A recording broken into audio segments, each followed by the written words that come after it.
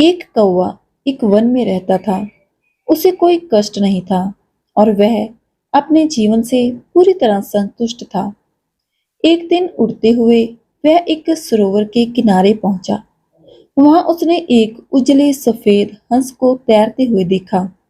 उसे देखकर वह सोचने लगा, ये हंस कितना सौभाग्यशाली है जो इतना सफेद और सुंदर है। इधर मुझे देखो, मैं कितना काला और बदसूरत हूँ।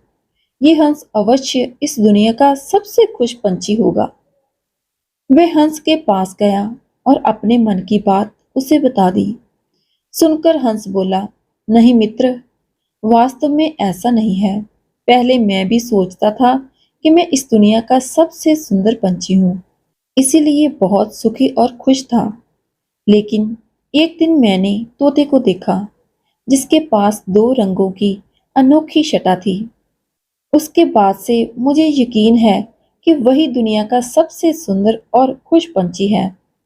हंस की बात सुनने के बाद कौवा तोते के पास गया और उसने पूछा कि क्या वह दुनिया का सबसे खुश पंछी है। तोते ने उत्तर दिया, मैं बहुत ही खुशगवार जीवन व्यतीत कर रहा था जब तक मैंने मोर को नहीं देखा था, किंतु अब मुझे लगता है कि मोर से सुंदर तो कोई हो ही नहीं सकता। इसीलिए वही दुनिया का सबसे सुखी और खुश पंछी है। इसके बाद कौवा मोर की खोज में निकला। उड़ते उड़ते वह एक चिड़ियाघर पहुंचा। वहां उसने देखा कि मोर एक पिंजरे में बंद है और उसे देखने के लिए बहुत सारे लोग जमा हैं। सभी मोर की बहुत सराहना कर रहे थे। सबके जाने के बाद कौवा मोर के पास गया और उससे बोला, तुम कितने सौभाग्यशाली हो जो तुम्हारी सुंदरता के कारण हर रोज हजारों लोग तुम्हें देखने आते हैं। मुझे तो लोग अपने आसपास भी फटकने नहीं देते और देखते ही भगा देते हैं। तुम इस दुनिया के सबसे खुश पंछी हो ना।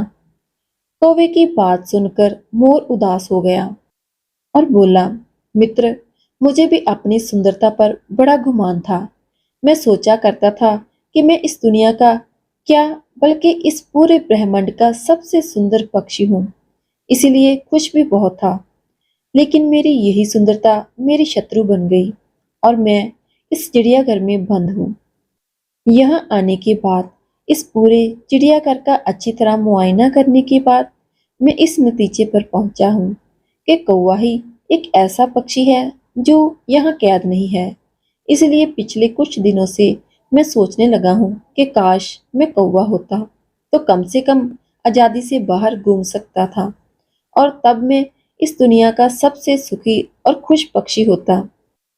सीख, इस कहानी से हमें यह सीख मिलती है कि हम हमेशा दूसरों को देखकर व्यर्थ ही स्वयं की तुलना उनसे करने लगते हैं और दुखी हो जाते हैं। भगवान ने सबको अलग बनाया है और अलग गुण दिए हैं। हम उनका महत्व नहीं समझते और दुख के चक्कर में फंस जाते हैं। इसलिए दूसरों के पास जो है उसे देखकर जलने की बजाय हमें हमारे पास जो है उसके साथ खुश रहना सीखना चाहिए। खुशी बाहर ढूंढने से नहीं मिलती, वह तो हमारे अंदर ही छिपी होती है। सो अगर आपको ये कहानी अच्छी लगी तो वीडियो को लाइक करना और अपने विचार कमेंट के जरिए हमें जरूर बताना। मिलते हैं नेक्स्ट कहानी के साथ। Thank you.